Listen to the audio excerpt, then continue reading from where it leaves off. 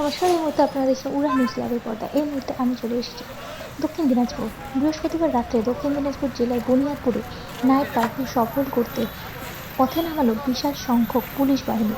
এদিন মহকুমা পুলিশ আধিকারিক দীপ কুমার দাসের নেতৃত্বে বিশাল সংখ্যক পুলিশ বাহিনী রাত ৯টার পর একাধিকবার বন্ধ করে দেয়। আর একাধিক মার্কসি মানুষজনদের বিরুদ্ধে আইনানুগ পদক্ষেপ নেওয়া হয়। পুলিশ প্রশাসনের এই সমর্থক ভূমিকা গ্রহণকে সাধুবাদ জানিয়েছেন উড়ান নিউজ লাইভের পক্ষ থেকে জয়দীপ মৈত্র।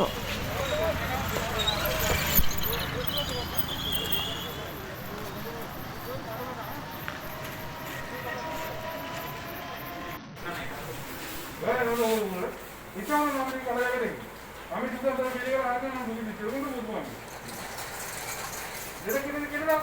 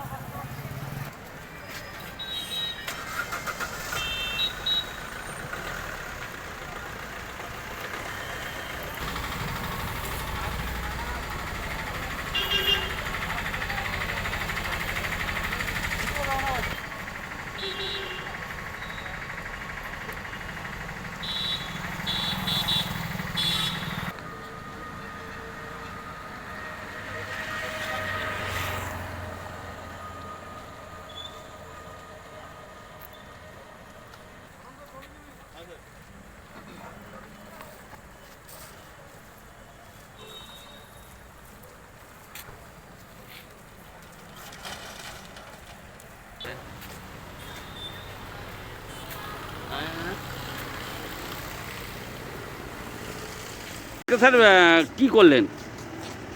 আমাদের যেটা নাইট রেস্ট্রিকশান আছে 9টা থেকে 5টা পর্যন্ত, সেটার জন্য আমরা এখানে 9টার পরে যে সমস্ত দোকানপাট খোলা ছিল সেগুলো বন্ধ করলাম। আমরা কিছু হোটেল চেক করলাম, আমরা যারা কিছু মাস্ক পরে তাদেরকে ডিটেন করলাম। এটা করা হলো, নাইট রেস্ট্রিকশানটাকে কন্ট্রোল করেছে।